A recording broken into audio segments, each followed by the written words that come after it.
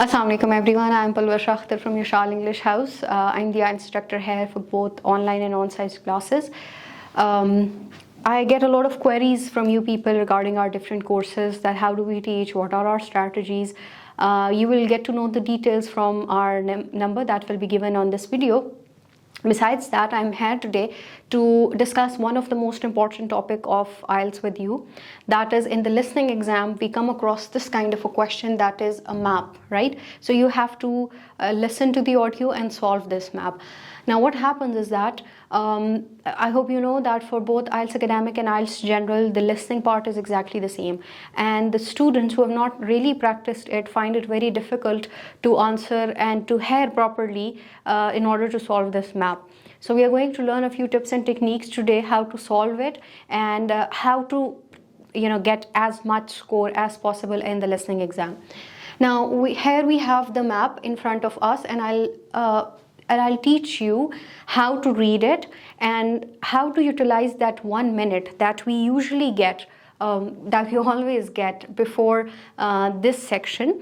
I hope you know that in the listening exam we have 1 minute prior to each section, which is given to us in order to read the questions, so that when the audio is played we have a little idea about it. And I always tell my students, I always tell my kids that utilizing that 1 minute is really important in your exam. It's going to play a huge role in scoring good.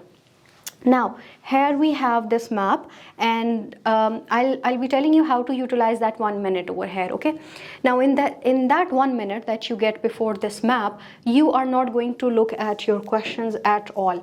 This would be like separate. You're not supposed to look, and you don't have it's just a minute, like 60 seconds. So you have to be very smart while utilizing those 60 seconds. So you're not supposed to look at the questions in those 60 seconds. You just have to look at your map. Now, how to read a map, I'll be teaching you, whenever we do the in IELTS, for IELTS Academic, when you have to write a report, I'll teach you how to read the data in report writing. And similarly, I'm here to teach you how to read this map and analyze it in that 1 minute.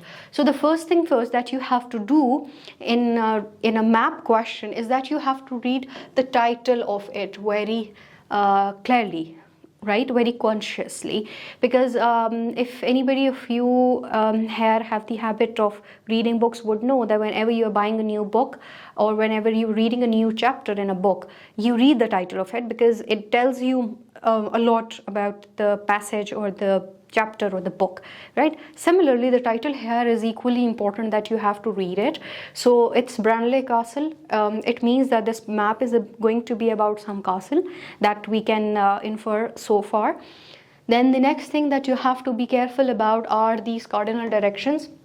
Some people I know are not good at cardinal directions, but even I am not good at cardinal directions. But for this, we need to have a little, the basics of the cardinal direction, that where lies the north and the south and the east and the west. Why? Because during your audio, you will find out that the speaker constantly mentions to the north and to the south and to the east and to the west. So you should have a little idea about it.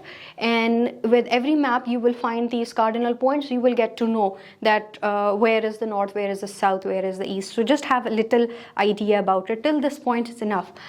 Then what we are going to do in that 1 minute is that we are going to look at the map, and first thing that we can see are the things that are already mentioned. For example, I can see that there is a river. Okay, it's drawn that way.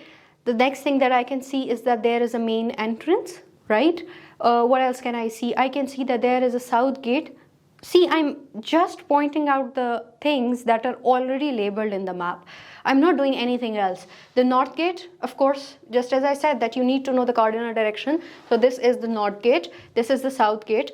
Then we have this tower. It means if one of the circle is labeled as tower, the rest of them also mean that they are towers. Then we have the walls. Okay, so it means that this wall that is connecting all these towers and the gates, this thing is called the wall, right?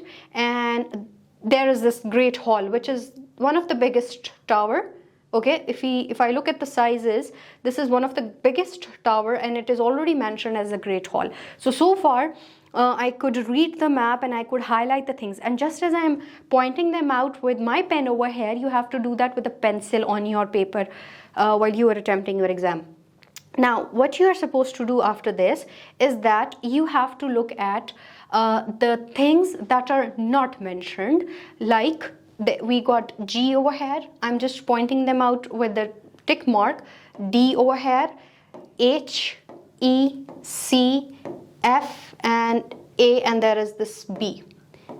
Okay, so I have just tick marked all these letters which are actually my answers. Okay, I repeat, I looked at the questions, I looked at the topic, right? Then I, just to reinforce the cardinal points, I looked at this, and then I am looking at the map, and the first thing that I did in the map was that I highlighted all the important points that were already labeled in the map. And the fourth one, what I did is that these letters that are supposed to be my answers, I just had a look at them. Of course, I cannot memorize where lies the G and where lies the D and where lies the A. I cannot memorize that, but at least I can have an insight about it so that my mind gets a sketch of it, that where do these letters lie. Okay, so now my mind has a little sketch about it. So while I'm answering, I don't panic that, okay, where is G? I haven't seen G before. No, it's not like that. Since I've already tick marked them, so I have a little idea the A lies somewhere over here, and then B, then C, then where's D? Where is D? There it is D, and then E and F and G. So it has kind of created a sketch in my brain now, right? So that's how I have utilized that 1 minute of that is given prior to the audio. Now I'll be playing the audio, and when the audio is being played, that's when we look at these questions. You will have noticed that in that 1 minute that was given prior to the audio, I didn't talk about these questions. Now when the audio is played, and I'm sure that the audio will be played in order. First of all, they'll be talking about the starting point, then bow and arrow display, hunting birds, traditional dancing, and shop. So now they will be talking about it, and now I have the time to look at these questions. So I hope I'm clear till this point. Now I'll be playing the audio, and we will see how do we get to know about them.